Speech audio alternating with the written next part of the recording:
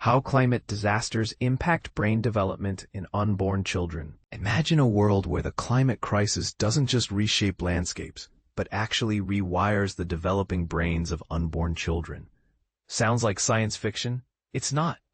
A groundbreaking study published in PLOS One in June 2024 reveals that extreme weather events, like the infamous Superstorm Sandy, can leave neurological footprints on fetuses, potentially altering their emotional and behavioral development before they even take their first breath.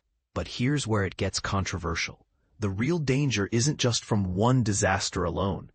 It's the combination of climate stressors, hurricanes, heat waves, and toxic smoke, that creates a perfect storm for developmental risks.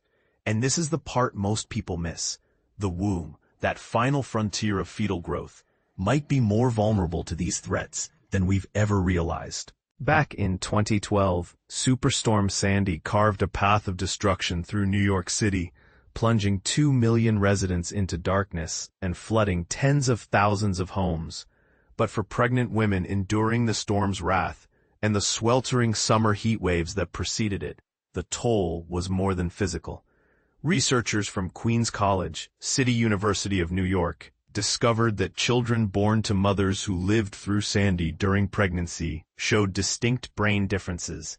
MRI scans revealed an increased volume in the basal ganglia, a brain region critical for emotional regulation. While this growth could theoretically be a protective adaptation, it's also been linked to conditions like depression and autism in children. Donato De Angelis, the study's lead author, emphasizes that the climate crisis isn't just about rising temperatures or sinking coastlines. It's a neurological emergency. It's not one event, but a cocktail of stressors, he explains. The study is the first to examine how overlapping climate disasters, like Sandy's hurricane-force winds and the record-breaking heat waves that summer, compound their impact on fetal development. Scientists now refer to summer as danger season, a time when heat, hurricanes, wildfires, and air pollution collide. And as global warming escalates, these threats are only intensifying. The research focused on 34 children aged around 8, all born to mothers who were pregnant during Sandy. Some were exposed to the storm itself, while others endured extreme heat, 95 degrees Fahrenheit, or higher during their pregnancies. Surprisingly, the heat alone didn't show significant effects, but the combination of Sandy's chaos and prolonged heat created a unique stress profile. The basal ganglia's enlargement in these children raises questions. Is this a sign of resilience or a warning of future struggles? Yoko Nomura, a co-author and psychology professor at Queens College, calls the prenatal period a ticking clock of vulnerability. The human brain grows faster in the womb than at any other stage, reaching over a third of its adult size before birth. Even minor stressors during this time, she argues, can amplify into lifelong consequences. But this sensitivity also hints at an opportunity. As Harvard's Lindsay Burgard notes, understanding these windows of development could help us shield future generations. It's not just about damage control, she says. It's about timing, knowing exactly when to intervene to make the biggest difference. Yet the field is still in its infancy. While there's ample evidence that prenatal stress affects child development, climate-specific research is sparse. Jennifer Barkin, a maternal health expert studying Hurricane Helene's impact, calls this area ripe for explosive growth. She points out that mental health struggles often feel invisible compared to physical injuries. But brain imaging offers a tangible way to visualize how environmental stress reshapes neural architecture. You can't X-ray anxiety, Barkin says, but you can see how a storm's aftermath changes brain volume. And this is where the debate deepens. If the climate crisis is fundamentally a neurological crisis, what does that mean for our priorities? Should we treat maternal mental health as a climate adaptation strategy? Yoko Nomura argues yes.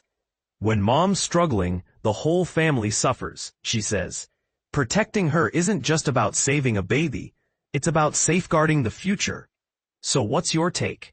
Is the climate crisis already rewriting the brains of the next generation? Are we ready to treat maternal and child health as front lines in the battle against global warming?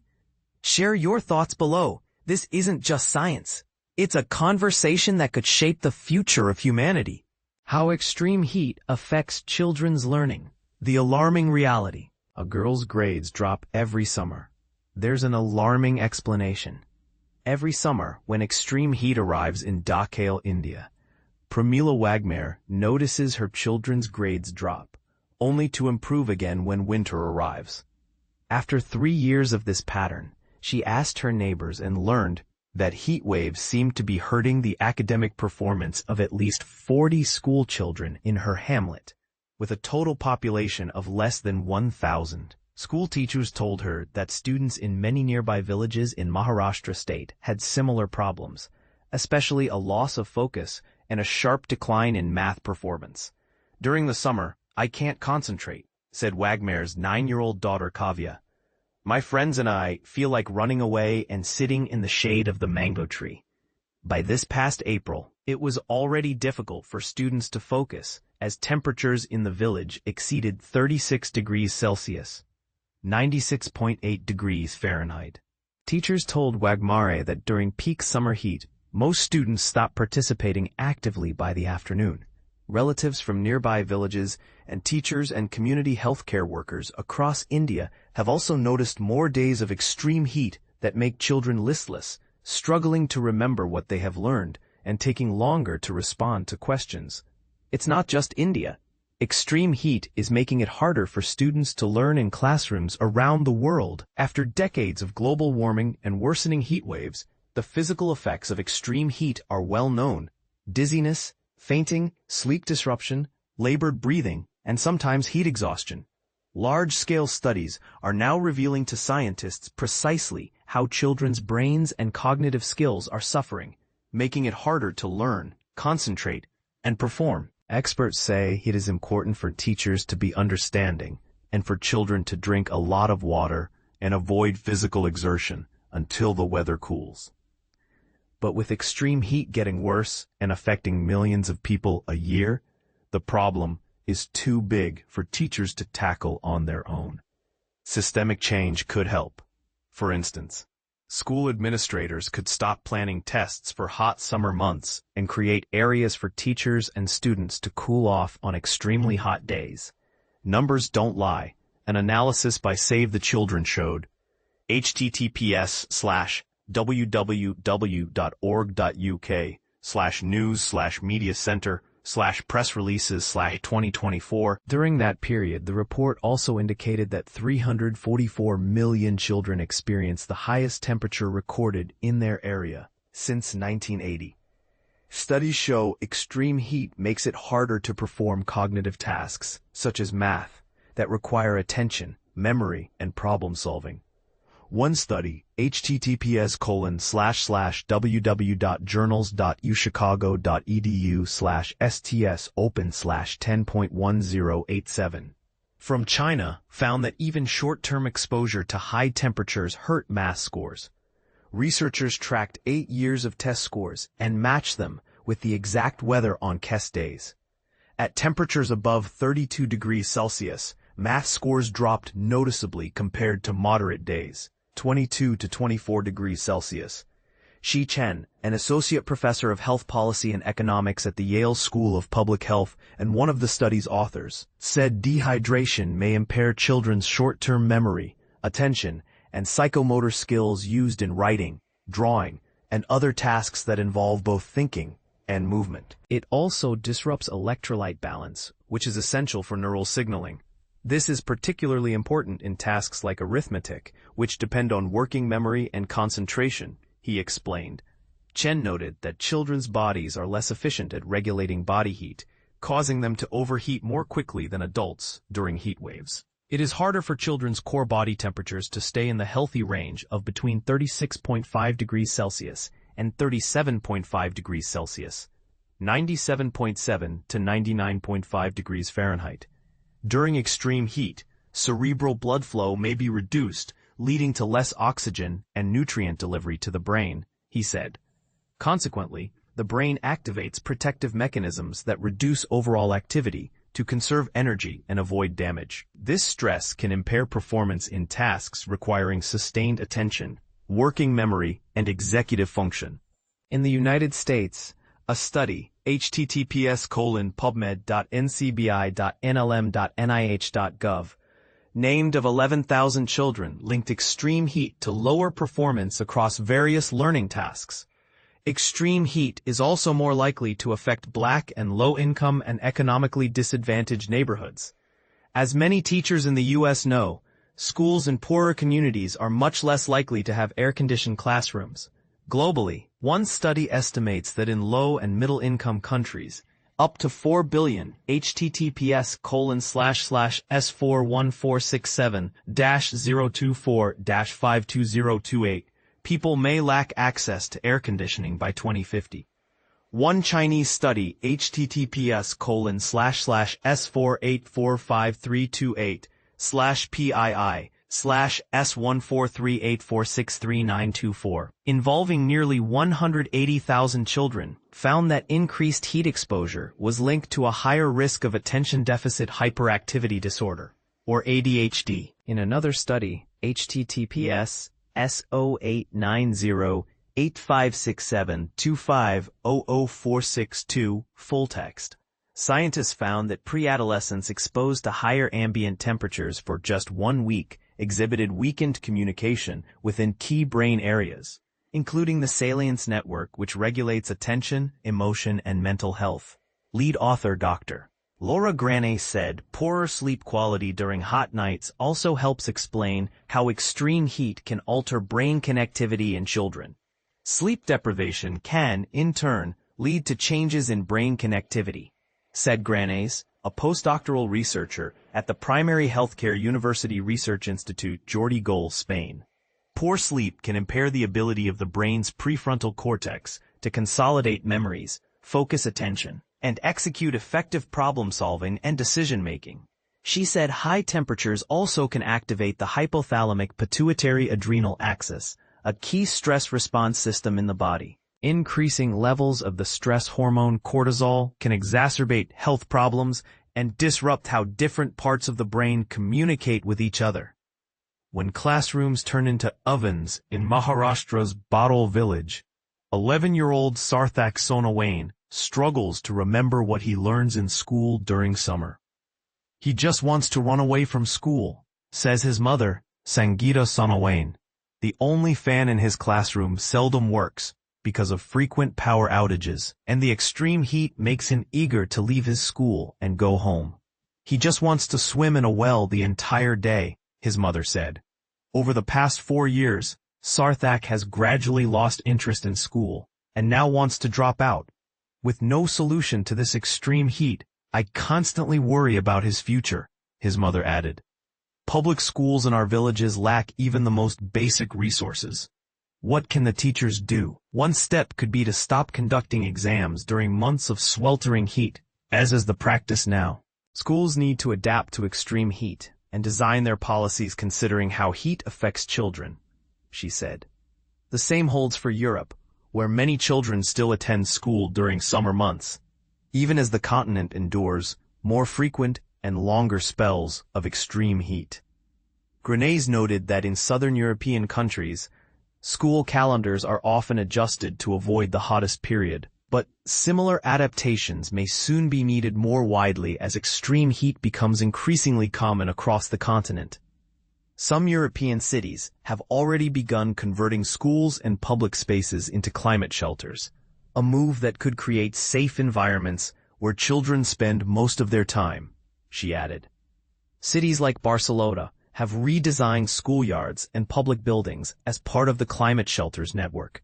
https://www.barcelona.cat/barcelona-n/specific actions/climate shelters network to provide cool, safe havens during heat waves.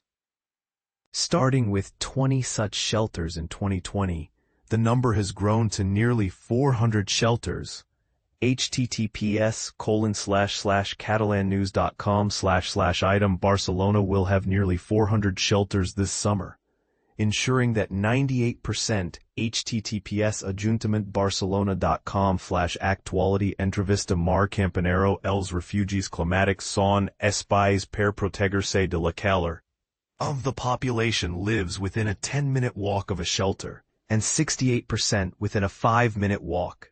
The impact of cumulative heat exposure on student well-being and learning. Imagine a world where the rising mercury not only threatens our planet but also jeopardizes the minds of our children.